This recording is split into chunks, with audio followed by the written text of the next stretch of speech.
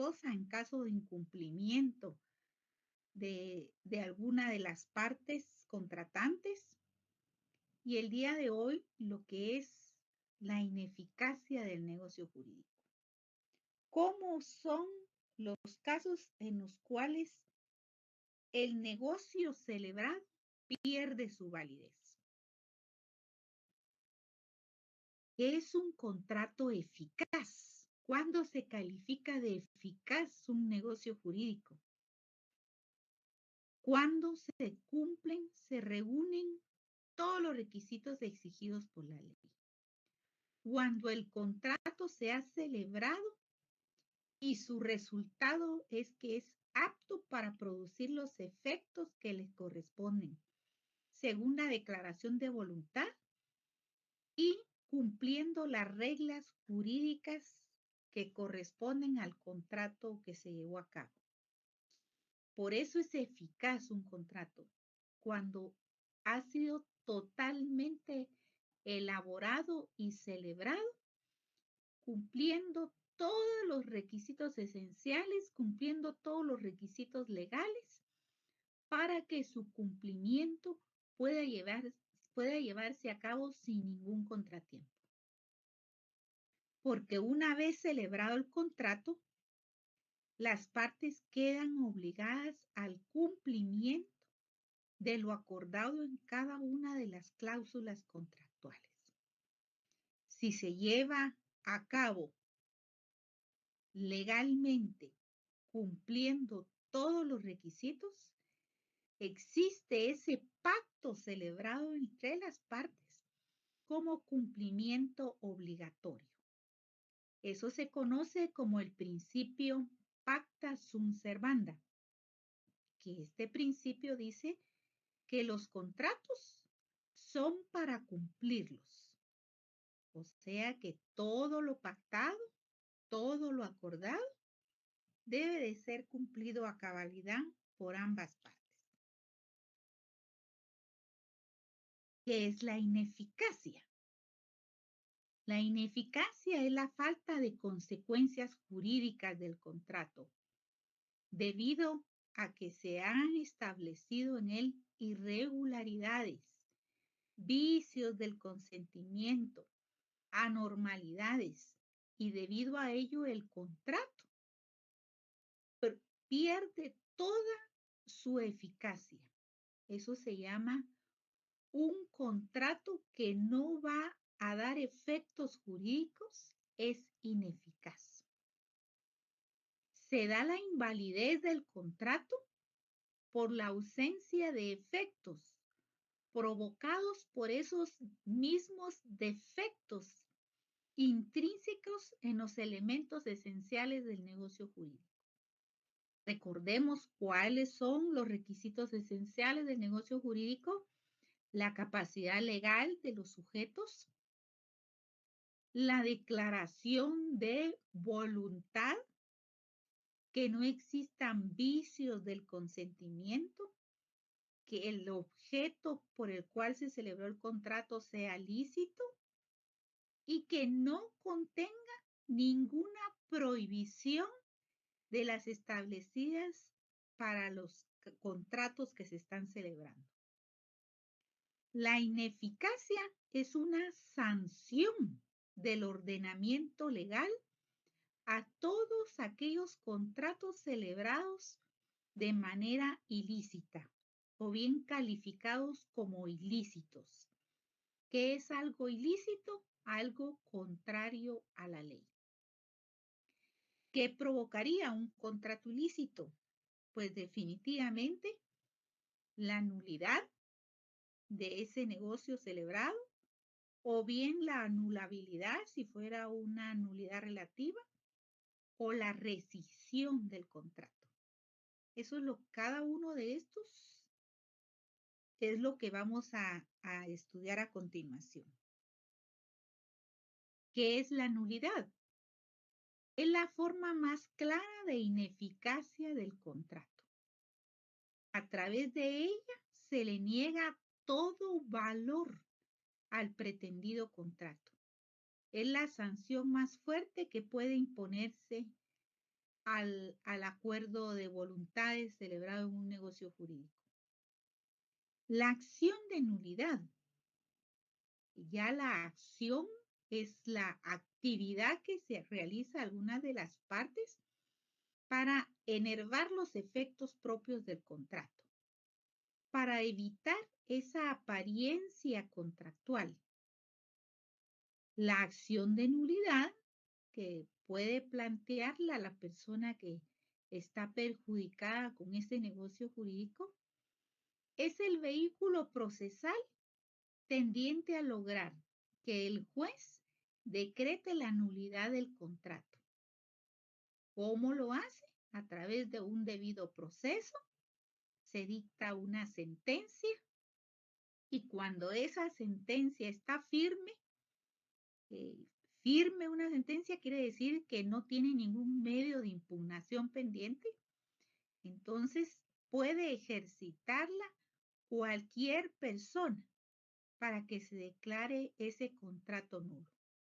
A través de la acción de nulidad se pretende que el juez dicte una sentencia declarando, si fuera el caso de simulación, pues simulado por motivo de la simulación, del engaño, de la apariencia falsa realizada en un contrato.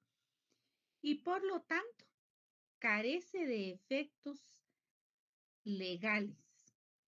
Los efectos son de que se declara inexistente ese negocio jurídico celebrado. Por ejemplo, en el caso de que se haya llevado a cabo una compraventa sin el consentimiento del verdadero dueño, sino que se suplantó la firma por otra persona y a través de un experto, un técnico experto, puede ser de los que trabajan en INASIF, a través de un expertaje dactiloscópico, establece que la firma que calza la escritura pública no fue puesta por la verdadera dueña, entonces a través de una sentencia judicial, un juicio ordinario de nulidad absoluta del negocio jurídico, se dicta una sentencia que declara nulo ese negocio. El efecto es que al quedar firme la sentencia, se ordena al Registro General de la Propiedad la cancelación de la inscripción registral donde está operado el traspaso de la propiedad para que al quedar anulado, al quedar cancelado, pues queda nuevamente el derecho de propiedad del que había sido perjudicado restablecido. Es a través de la vía judicial que se acciona para que se declare cuál es la verdadera realidad jurídica oculta que se tenía en ese negocio. Cuando ha existido una falsa apariencia, de manera, por ejemplo, que la simulación es absoluta, por existir vicios esenciales del negocio jurídico, se pretende que se declare que el acto aparente no existe. Se restablece el derecho de propiedad privada, como el ejemplo que les ponía, en el caso de que la sentencia, la acción judicial que se llevó a cabo en un juzgado de primera instancia civil, al declarar la nulidad absoluta, restablece el derecho del propietario. Y si es relativa, el caso de la anulabilidad, cuando se hace aparecer otro negocio diferente al realizado, pues tendrá que declararse la falsedad de esa apariencia o bien consentir su validez revalidando el contrato. ¿Se recuerdan que esto cuando lo vimos en clases anteriores estudiamos de que la nulidad relativa permite la convalidación de contrato realizado anteriormente? Porque la nulidad relativa, solo la puede plantear los contratantes. Y si es voluntad de los contratantes llegar a un acuerdo y revalidar el contrato anterior que tenía defecto, pues lo pueden hacer. Por eso es que solo en el caso de la nulidad relativa está la opción por voluntad de los contratantes de revalidar el contrato. Solamente ellos tienen esa potestad, por supuesto, por el derecho a la libre voluntad de los contratantes. Solo a ellos compete la decisión de revalidar un contrato cuando se está alegando la nulidad relativa o bien la anulabilidad. Por eso tenemos que las clases de nulidad para declarar la ineficacia de un negocio jurídico, tenemos la nulidad absoluta, que también, o de pleno derecho, y la nulidad relativa, también conocida como anulabilidad. La nulidad absoluta o de pleno derecho, cuando existe defecto en la forma que hace ineficaz el negocio jurídico, impidiendo que se produzcan los efectos que le son propios, sin necesidad de una previa impugnación o declaración, es una nulidad ipso iure, de pleno derecho. ¿Qué quiere decir ahí? Que al declarar ineficaz el negocio jurídico, al declarar con lugar una sentencia que declare la nulidad absoluta del negocio jurídico, es inexistente el que se llevó a cabo y como consecuencia retrotrae la situación al estado real que había sido perjudicado. Si es un propietario, se le restablece totalmente en su derecho de propiedad privada porque ha sido declarado inexistente ese negocio. ¿Qué características tiene la nulidad absoluta? Que la persona interesada podrá pedir la intervención judicial. Es su derecho, su derecho a pedir la tutela judicial efectiva y con eso, que haya sido o no, si ha sido o no parte en el contrato, lo puede hacer. Si tiene un interés manifiesto, puede intervenir pidiendo la nulidad absoluta. Y aún el causante de la nulidad también puede pedirla. O bien de oficio el juez, cuando es manifiesta la nulidad, puede declararla. El contrato nulo no produce efecto alguno, pero ello, al ser declarado a través de una sentencia judicial, pues el negocio nulo vuelve las cosas a la situación que se tenía antes de su celebración, como si nunca se hubiera realizado, porque hay un restablecimiento total del derecho de la persona que fue afectada con ese contrato. La acción para hacer el planteamiento de la nulidad absoluta puede hacerse en cualquier tiempo, porque no prescribe ni caduca el derecho por el transcurso del tiempo. En el caso de la nulidad relativa, conocida también como anulabilidad, es la invalidez, pero de menor gravedad que la nulidad absoluta, y va dirigida a proteger a las partes que intervinieron en el contrato para que se restablezca el negocio de acuerdo a lo convenido por los contratantes. En el caso de la anulabilidad o nulidad relativa, es un tipo de ineficacia contractual que depende del ejercicio de la acción correspondiente por la persona legitimada para ello. Se produce solo cuando se ejercita la acción. Como hemos dicho, en derecho civil, todo es a petición de parte. En el caso de la nulidad relativa, el juez de oficio no puede declarar una nulidad relativa. Solo en absoluta sí puede intervenir de oficio el juez. En el caso de la nulidad relativa, solo es a petición de parte, conforme lo pedido, conforme fue el planteamiento de la demanda, así el juez tiene que dictar su sentencia para que surta sus efectos legales.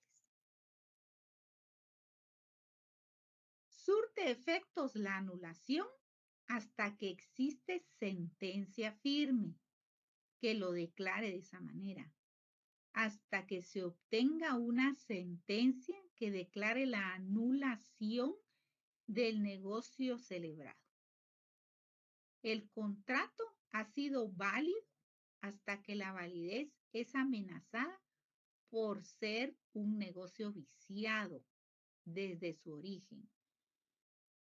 Surte efectos ante la posibilidad de que se ejercite la acción de impugnación. O sea, que si una persona celebró un contrato que está siendo amenazado como nulidad relativa, porque existe un vicio dentro del contrato, mientras no se presente la acción, pues tiene total validez. Por ejemplo, si se hiciera un contrato de venta de ganado de engorde, o sea, para crianza, para reproducción, y en lugar de eso se vende ganado lechero nada más. Entonces, aquí se equivocaron a la hora del negocio jurídico, porque lo convenido era una cosa y el producto entregado fue totalmente diferente. En esos casos puede invocarse la nulidad relativa del negocio, porque sí se celebró el negocio, pero a la hora de la entrega de la mercancía, del producto, se está entregando algo diferente. En ese caso, si la acción no se presenta, si la impugnación no la presenta, pues surte sus efectos sin ningún problema. El artículo 1303 del Código Civil establece: el negocio jurídico es anulable por incapacidad relativa de las partes o de una de ellas, o bien por vicios del consentimiento. Características. Cuando hay un contrato en situación indecisa o transitoria, la validez depende de quien está legitimado y pide la anulación. El contrato es válido y eficaz mientras no se impugne. Mientras no se reclame la nulidad relativa a la anulabilidad, el contrato surte su totalidad de efectos. Produce todos sus efectos hasta que se declara su anulación judicialmente. Hasta que ha sido la sentencia dictada, notificada y que declara la nulidad relativa del negocio jurídico, hasta en ese momento va a surtir efectos. Mientras no se haga, no corre ningún tiempo, al igual que la nulidad absoluta, que retrotrae a la inexistencia del negocio desde su origen. En el caso de la nulidad relativa de la anulabilidad, hasta que se dicta la sentencia. El contrato anulable puede ser revalidado por confirmación. Esa es una de las principales características de la nulidad relativa. Si el acuerdo de las partes es ponerse de acuerdo y confirmar el contrato que se había llevado a cabo, pues lo pueden hacer las partes sin ningún problema. En el caso de la nulidad absoluta, eso no es posible, porque cuando existe un vicio del consentimiento de tal gravedad como para declarar la nulidad absoluta del negocio, ese no puede validar un contrato con un vicio. En cambio, en la relativa, sí, prevalece la voluntad de los contratantes. La anulabilidad tiene como límite en el tiempo para pedirse 2 años, contados desde el día en que se contrajo la obligación, salvo los casos en que la ley establece un tiempo distinto. Nulidad del contrato y nulidad del instrumento público. Hay diferencia entre los requisitos del contrato con los requisitos del instrumento público. El contrato son los regulados en el artículo 1251 del Código Civil. ¿Y cuáles son? Los mismos que hemos mencionado. La capacidad legal del sujeto que expresa su voluntad, declaración de voluntad totalmente libre, el consentimiento que no adolezca de vicio, objeto lícito y además que no exista incumplimiento de normas prohibitivas expresas. En los casos del instrumento público es totalmente diferente su regulación. Esta corresponde al Código de Notariado. Y un instrumento público declarado nulo es el que declara la ineptitud del documento notarial para causar las consecuencias jurídicas que en condiciones ordinarias está destinado a procurar. Por ello es la gran importancia de que esos 4 cursos de derecho notarial que ustedes van a recibir en los próximos años sean totalmente aprovechados, porque es una gran responsabilidad, al igual que la abogacía, que es una gran responsabilidad defender los derechos de nuestros clientes. También en el notariado es responsabilidad del notario la elaboración de esos instrumentos públicos en los cuales se hacen constar los contratos que plasman los negocios jurídicos celebrados entre las partes. ¿Por qué? Porque sus efectos, su eficacia, dependerá de que se haya elaborado correctamente un instrumento público. Porque en caso de que se incumpla algún requisito esencial, un requisito legal del instrumento, produce la nulidad de ese instrumento público y como consecuencia los efectos del contrato celebrado. Por ejemplo, en el caso de un testamento, la ley establece el requisito que tiene que decir día y hora de la celebración del contrato y hora de finalización de la elaboración de este testamento. En el caso que un notario omita ese dato, provoca la nulidad del testamento.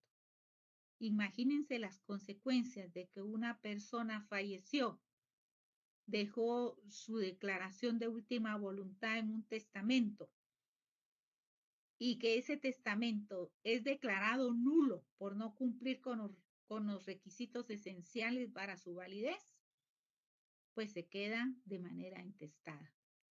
Y al quedar intestado, pues ya no se está cumpliendo con la voluntad del testador. Y esa sería la gran responsabilidad del notario por no haber cumplido cuidadosamente con los requisitos legales. En la nulidad del instrumento público es cuando se vulneran las regulaciones o principios que informan la constitución del instrumento notarial, dependiendo qué clase de contrato se está llevando a cabo. Y la responsabilidad del notario en la elaboración de la escritura pública por quebrantamiento de normas podría causar al notario responsabilidad civil y hasta penal, si existe dolo, ¿verdad? Bueno, esos son los 2 primeros elementos de la ineficacia del contrato, la nulidad, que vimos nulidad absoluta, nulidad relativa. Ahora vemos otra sanción del ordenamiento por contratos ilícitos que producen la ineficacia, como es la rescisión del contrato. La rescisión del contrato es otra forma de ineficacia de un contrato válidamente celebrado. En este caso, el contrato cumple a cabalidad todos los requisitos legales, pero es un contrato que está pendiente, total o parcialmente, de su cumplimiento.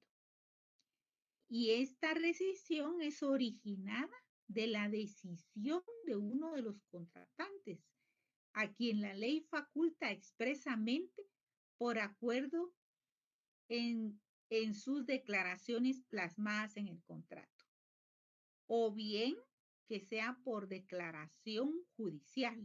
Un juez, a través de una sentencia, establece el motivo por el cual se está rescindiendo el contrato celebrado. O bien, el otro caso es la imposibilidad de ejecución por causa fortuita o motivos insuperables, no imputables al incumplimiento. O sea que cuando se lleva a cabo la rescisión de un contrato, es para que pierda su fuerza legal el contrato celebrado. Pero es un contrato válido, que ha cumplido todos los requisitos legales, pero que desean que sea rescindido, o sea, que sea dejado sin efecto su cumplimiento, ya sea de manera total o parcial. Y esto puede ser por acuerdo de voluntades de los contratantes, o bien a petición de uno de los contratantes, que se lo va a pedir ante un juez, exponiendo los motivos, las causas por los cuales está planteando la petición de rescisión del contrato. Por supuesto, el principio de la carga de la prueba, el plantear una acción judicial, implica aportar medios de prueba que demuestren cuál es la pretensión. ¿Qué elementos tiene la rescisión? La existencia de un contrato válido, sin defecto en su constitución, pero sobreviene una circunstancia que lleva a uno de los contratantes a solicitar que pierda su validez ese contrato válido. La existencia de un perjuicio económico o efecto lesivo, siempre que no haya otro remedio de reparación. Por ejemplo, en estos tiempos de la pandemia que hemos vivido a nivel mundial y aquí en Guatemala, se ha dado el caso, por ejemplo, de una persona que contrata un inmueble porque necesita que le sea estacionamiento de transporte, que comercia productos, transporta a nivel de toda Centroamérica, mercancía, productos, y por eso necesita el predio, y a eso se debe que llevó a cabo el contrato de arrendamiento. Pero por la pandemia, el negocio ya no pudo funcionar. Perdió el poder realizar sus ganancias económicas, se vieron perjudicadas. Todo lo que se tenía planeado para comercializar ya no se pudo. Entonces, el propietario del negocio ya no puede pagar el arrendamiento. Ya no tiene recursos económicos. Y había elaborado un contrato de arrendamiento de 3 años, un plazo de 3 años. Por ese motivo, puede pedir la rescisión del contrato. Y de esa manera, dejarlo sin efecto, pero tienen que resarcirse económicamente respecto al tiempo que los gastos que se causaron al inicio de la contratación. Pero justifican que por el problema que se tiene, entonces sobrevino ese acontecimiento de salud que ha provocado tantos problemas económicos a muchas empresas,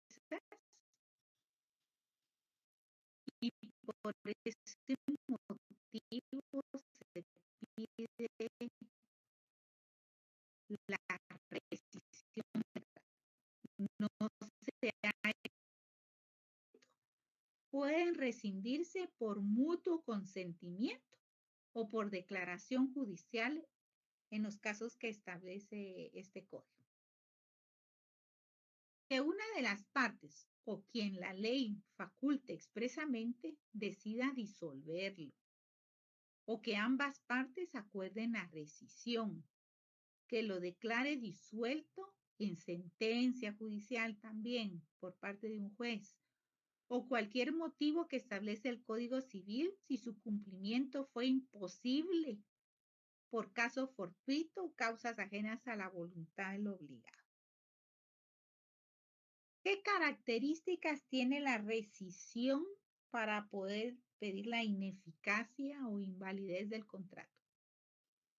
Los contratos rescindidos no adolecen de defecto o vicio, porque fueron elaborados cumpliendo todos los requisitos legales, pero sus efectos sí pueden dañar el interés de alguno de los contratantes. El contrato es inicialmente eficaz hasta que no sea rescindido.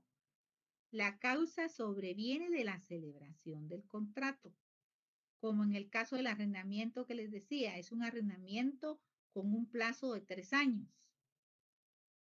pero anticipadamente necesitan pedir la rescisión del contrato. Pero si ya hubieran transcurrido los 3 años, no podría pedirse la rescisión, sino que ya está concluido el contrato, ¿verdad? Sería otra situación.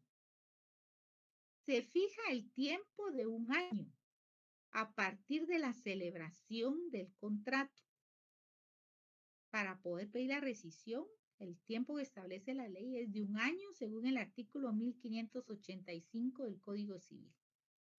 La acción para pedir la rescisión dura 1 año contado desde la fecha de la celebración del contrato.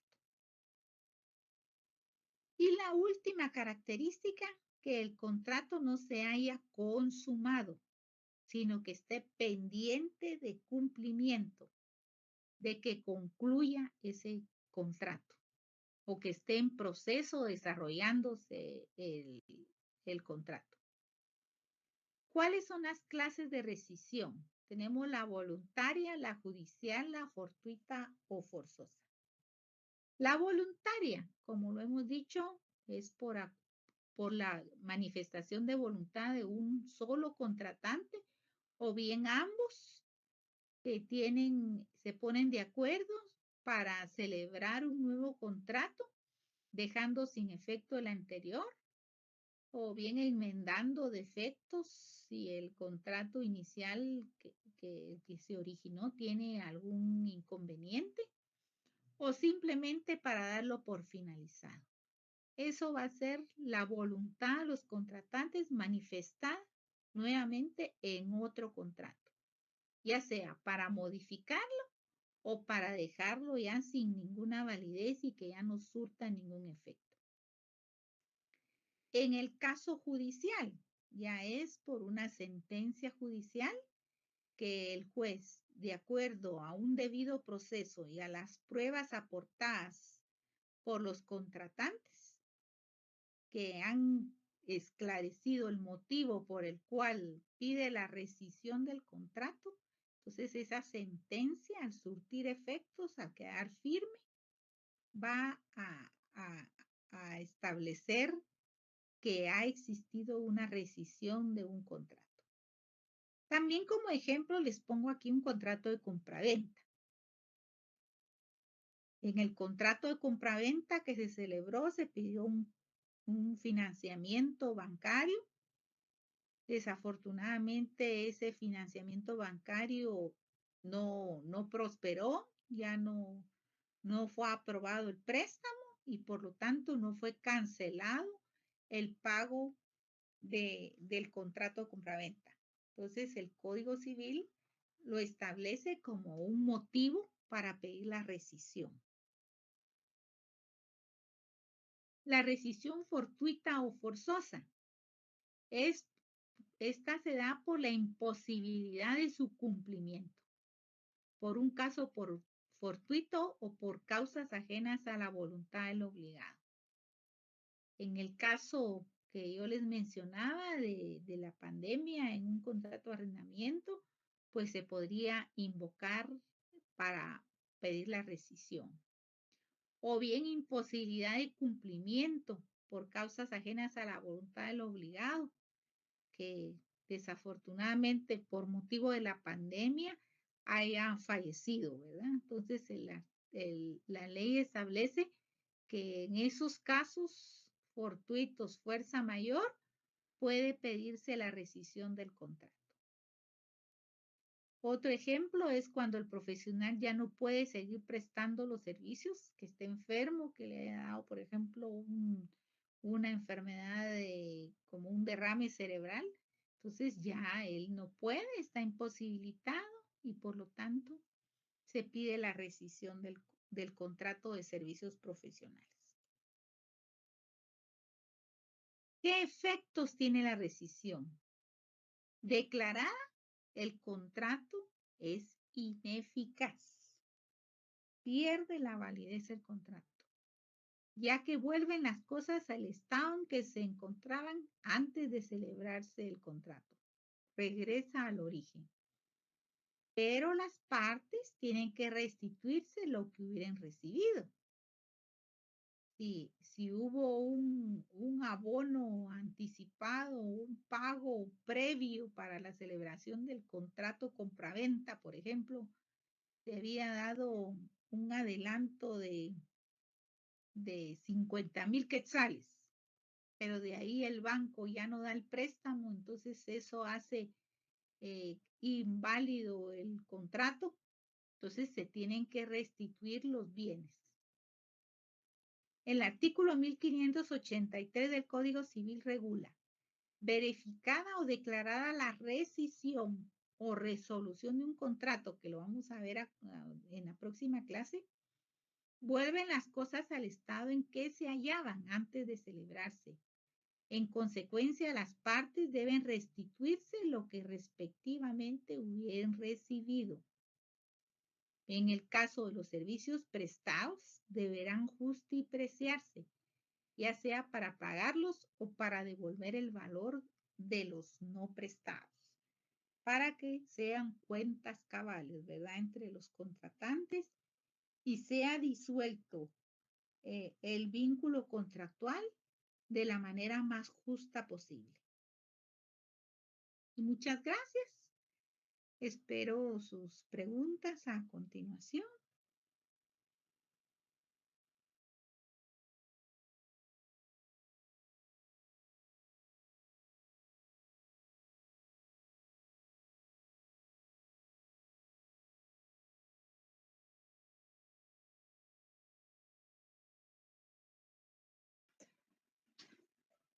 Bueno, entonces estamos a la orden para ver qué dudas le surgió sobre lo que es la nulidad absoluta, la nulidad relativa, lo que es la rescisión. ¿Cuál es la diferencia entre las tres? Vamos a ver. La nulidad absoluta es porque el negocio no ha nacido a la vida jurídica porque tiene vicios que afectan en su totalidad el negocio, los cuales no pueden ser corregidos de ninguna manera. Por ejemplo, existió una simulación en la cual se suplantó al propietario de un inmueble eso no puede tener ninguna validez. Ese documento tiene un vicio que no puede ser restablecido definitivamente. Entonces, cuando existen vicios de tal magnitud que hacen que el negocio jurídico no surta ningún efecto, se declara inexistente, pero eso no se hace de oficio. ¿Por qué? En el caso de una compraventa de un inmueble o de una donación o de una cesión de derechos, se inscribe en el Registro General de la Propiedad. Ya se operó un traspaso en el Registro General de la Propiedad. Se suplantó al verdadero dueño. Entonces, ¿cómo puede dejarse sin efecto? Eso no se puede hacer de oficio. O sea, sí existió que se hizo una escritura falsa, en fin, pero eso no se hace de oficio. Tiene que llevarse a cabo en la vía ordinaria, eso lo van a ver ustedes en procesal civil, cuál es la vía ordinaria, un proceso de nulidad absoluta del negocio jurídico. En este caso no prescribe el derecho de plantearlo. Incluso la persona, el propietario que tenía registrado el inmueble pudo haber fallecido y los herederos plantean la nulidad absoluta del negocio jurídico porque no se habían enterado de que se había hecho un traspaso inexistente con, con un procedimiento falso. Entonces lo pueden incluso llevar a cabo los herederos de la persona.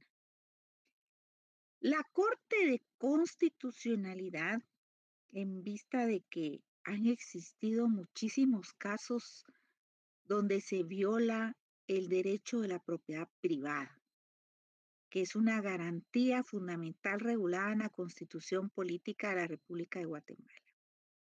¿Qué hizo la Corte de Constitucionalidad?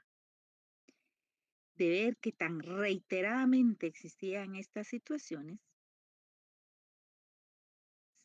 ya sentó doctrina legal en el sentido que a través de la acción de amparo planteada ante un juez de primera instancia o bien por competencia podría ser directamente en una sala de apelaciones, solicitan amparo para que aplicando esta doctrina legal de la Corte de Constitucionalidad se, se resuelva si en el caso de que la persona ya había fallecido cuando aparece que hizo el negocio jurídico, se declare con lugar el amparo y se ordene cancelar al Registro General de la Propiedad esa inscripción que se había operado en base a documentos falsos. Pero eso es en caso de que se tiene prueba de que esa escritura se hizo cuando el propietario ya había fallecido. En los otros casos donde se ha suplantado, en fin, eso ya se tramita en la vía ordinaria.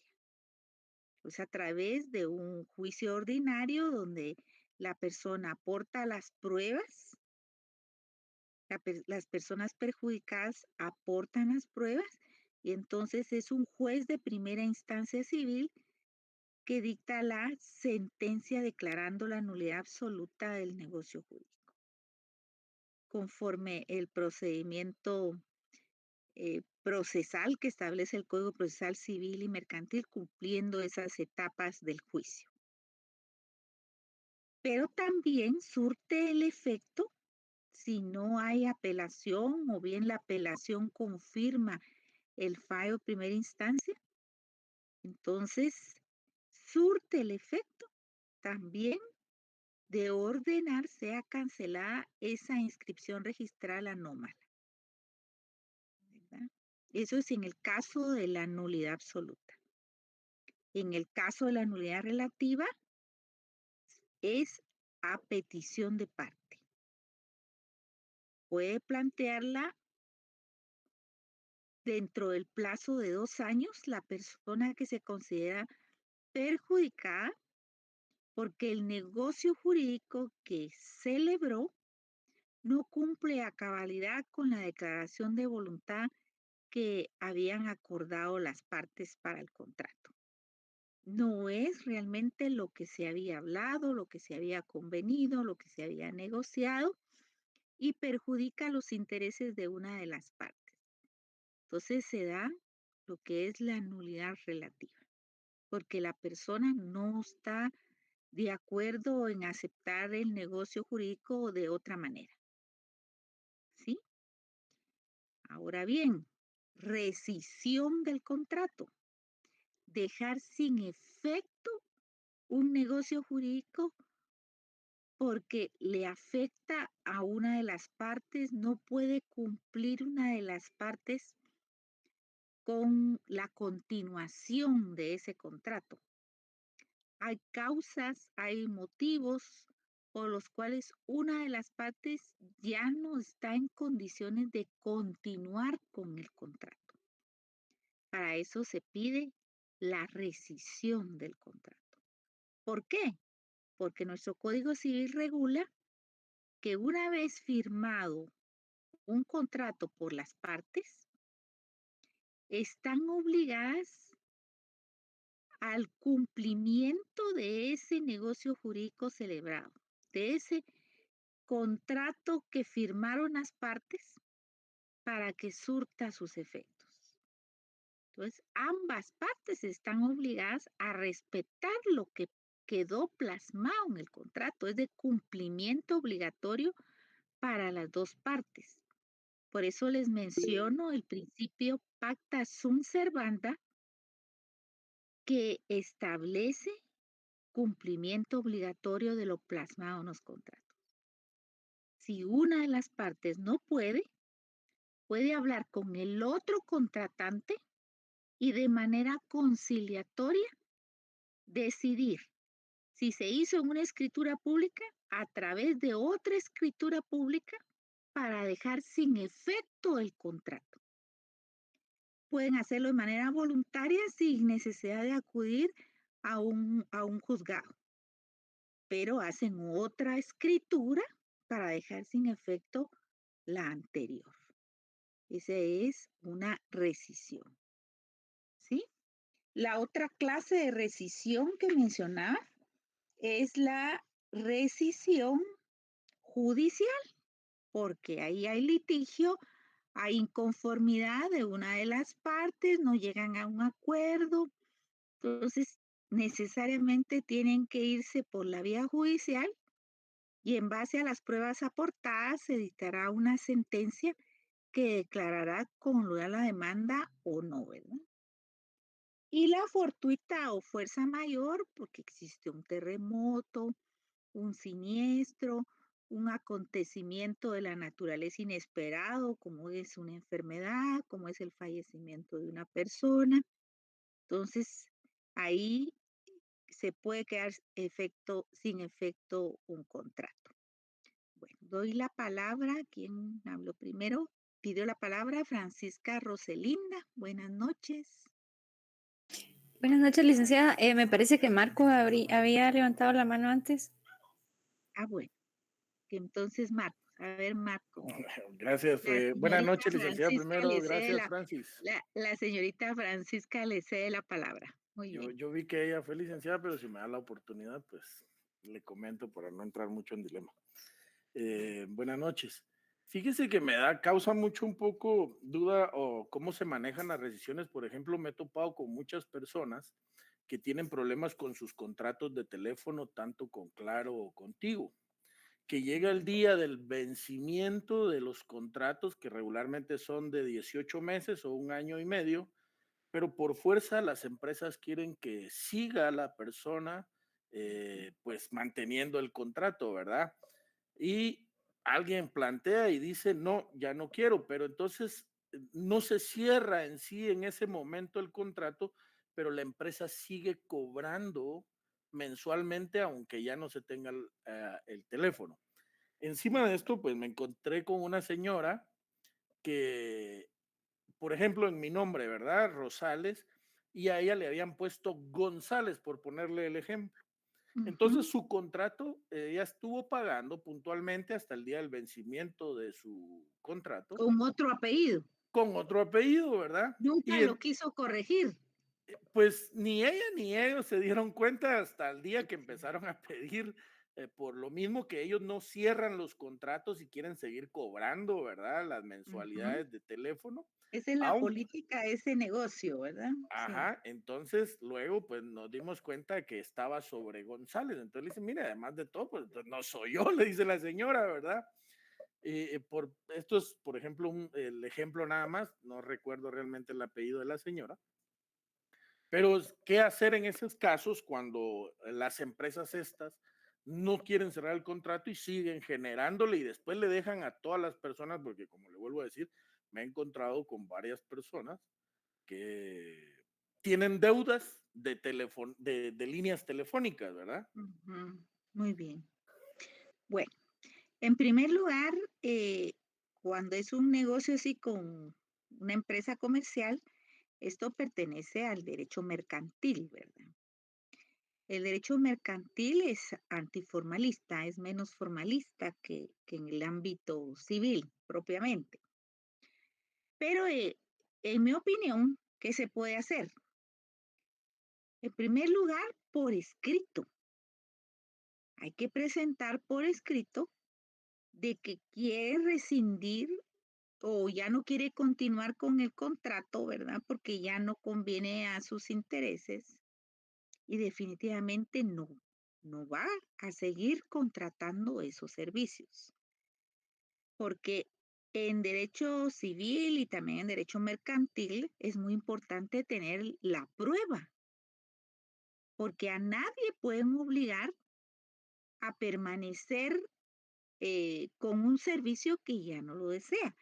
Lo que también lo hacen los de las tarjetas de crédito, ¿verdad? Que no quieren cerrar las tarjetas de crédito, no quieren dejar ir al cliente, porque eso les genera dinero, no quieren que disminuyan los clientes en el negocio, ¿verdad?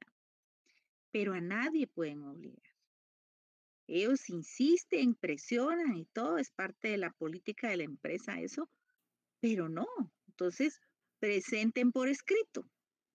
Y en todo caso, digamos que no le quieran poner el sello recibido de la solicitud de la rescisión del contrato, entonces con un notario.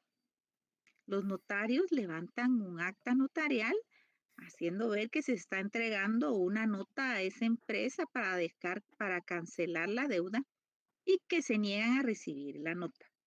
Entonces el notario, por la fe pública notarial que tiene, puede hacer constar qué día y a qué hora se está entregando la nota para pedir que sea cancelado ese contrato. Ahora bien, lo que sí van a hacer las empresas es cobrar gastos administrativos. Eso siempre lo hacen, Sí, tanto los de las tarjetas de crédito como la telefonía. regularmente en el caso de Sí. las empresas de telefonía, ellos hoy se vence, por ejemplo, el último mes del contrato y encima cobran casi un mes similar a lo que se cobraba Ujú, por la prestación del servicio, ¿verdad? ujú. Sí, piden digámosle, ellos le llaman gastos administrativos a eso y cobran más. Sí. Pero si conviene, mejor paga ese mes y da por concluido el contrato. Y en el Y caso de que que le no quede tenían, finiquito. También tienen que quedar con documento de que, con una prueba de que ya ese contrato quedó finalizado y que ya pagó los gastos administrativos, piden recibo de lo que están pagando, la constancia de que se canceló ese contrato, en fin, De todo hay que tener prueba, ¿va? Y en el De todo. caso del error del apellido, básicamente no Bueno, tiene una responsabilidad. en el caso del error del apellido, la Corte de Constitucionalidad ya dictó un fallo, en el sentido de que cuando existen errores, por ejemplo, del nombre, lo escribieron mal, pero sí está identificado el DPI de la persona y en el contrato está la firma de la persona, eso es prueba de que sí lo hizo ella ese contrato. Muy bien, licenciado. ¿Y Gracias. cuál es la verdad? ¿Qué es lo que buscan los fallos judiciales? La verdad de la situación, ¿verdad? Una persona no puede ocultar su responsabilidad diciendo, mire, mi apellido Gómez lo escribieron con ese y ese, así no se escribe mi apellido. Entonces, por eso yo ya no le pago. Eso no se acepta. Errores mecanográficos, errores de escritura, si se demuestra que sí es la persona, tiene que cumplir con sus responsabilidades contractuales. Muy bien. Ujú. No Gracias. pierde eficacia el contrato por errores así, eh, Ok. ¿verdad? Gracias, Hay licenciado. otros medios de prueba para demostrar realmente cuál es la verdad. Sí, Francisca, le escucho su pregunta. Gracias, licenciada. Bueno, a mí solo se me ocurría que una forma de rescindir un contrato puede ser el fallecimiento de una persona o la Sí, incapacidad, pero por hay medio de ejemplo. prueba. Está la defunción. Entonces, pueden los herederos presentar la nota con la defunción, lo que es, no van a continuar con ese contrato porque falleció la persona que tenía ese servicio. O como una deuda, licenciada, pudiera ser también. ¿Cómo así como una deuda? Como, por ejemplo, si X persona tiene una deuda bancaria, por ejemplo, y esta fallece, podría rescindirse un contrato así, o sea, diciendo que esta No. persona ya no puede continuar con la deuda si el heredero, por ejemplo, no tiene la capacidad para pagar esa ¿Qué deuda. dice nuestro Código Civil en el libro 3 del Código Civil? La transmisión de la herencia incluye también las obligaciones. Pero recuerdo, licenciada, que es hasta donde tenga capacidad el heredero. Por supuesto, si hay bienes. Ujú. Si hay bienes, incluso el acreedor puede plantear el intestado como acreedor. Si los herederos se niegan a pagar, ay, no, mejor yo no pago, yo no puedo pagar, yo no tengo dinero, pero deja bienes el causante, entonces el acreedor puede promover la radicación del proceso intestado. Ah, Lo ok. establece nuestro Código Civil. Y, Y ok, entonces con los bienes dejados por el causante, él cobra su deuda. ok, pero en caso de que esta persona no tenga bienes y que el Ah, heredero bueno, no si tenga, no hay ahí sí se bienes, podría entonces, recibir.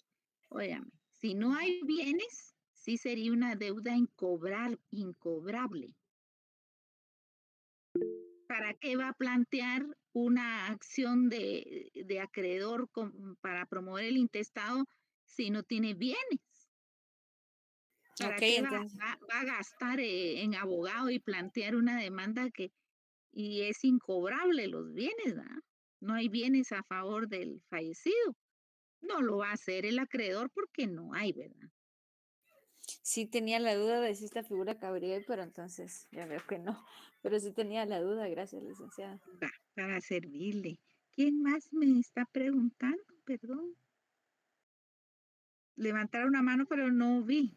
Pablo Contreras, licenciada. Ah, bueno, Pablo, a ver, lo escucho. No tenga pena en preguntar.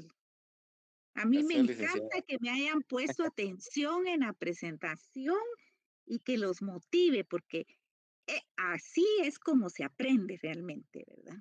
Claro, A claro. ver, Pablo, Pero dígame. nada más mencionar con lo que comentaba la compañera, es que no se vuelven deudas incobrables al heredero. De igual forma, el banco no es como que vaya a perder esa deuda porque existen seguros sobre saldos. Entonces Bueno, el banco, bueno, correcto. esa es otra figura. Si existen seguros, por supuesto, para eso es el seguro de vida, que se ha pagado mensualmente, ¿verdad? No, Ya no, lo, no, no es específicamente sobre vida, sino que hay una póliza sobre saldos que le paga al bueno, banco las vaya, deudas que deja perdón, lo dije mal entonces. Se llama seguro sobresaltos. Vaya, muy solo bien, eso. pero esa es una garantía que tiene el banco para no perder el dinero que ha dado en préstamo, ¿verdad? Pero por supuesto, esa póliza es pagada por la misma persona que hizo el préstamo. Eso no se lo carga el banco. Es la persona que prestó el dinero quien va a pagar esa póliza. ¿Sí? Va Entonces, incluido, probablemente, licenciada, en las cuotas. sí, pues, sí, seguramente. Ahí está incluido gastos administrativos, las pólizas y en fin, todo, ¿verdad? Los intereses, en fin, todo lo que requiere un contrato de mutuo. Hay, hay garantías, ¿verdad? Pero eso pues antes no lo hacían los bancos, pero seguramente su negocio fue requiriendo la, las, las pólizas, ¿verdad? Pólizas de seguro. Ujú. Gracias, Pablo. Le agradezco mucho. Y a ver quién más quiere comentar algo, ¿no? El próximo día voy a continuar con este tema porque me hace falta explicarles lo que es la resolución de un contrato y lo que es la revocación, que vamos por la mitad de este tema, también causan la ineficacia del negocio jurídico, esas otras dos instituciones que tiene contemplado nuestro Código Civil. Y ya no hay más preguntas, les agradezco su atención y que tengan un buen descanso el día de mañana y el fin de semana. Yo les pondré sus videos para que el que quiera volver a escucharlo, pues lo puede volver a escuchar. Gracias, Muchas licenciada. gracias, licenciada. Muchas Gracias, gracias, Feliz licenciada. licenciada. Feliz fin de Buenas noches. semana. Gracias por la Hay clase. mucha Gracias, licenciada. Buenas Licenciada, noches. perdone. todas las cosas, sí. Licenciada, Bendiciones. Cuídense gracias. mucho. Carol Dominga, vamos a ver, aquí me está Feliz mandando. noche, Liz.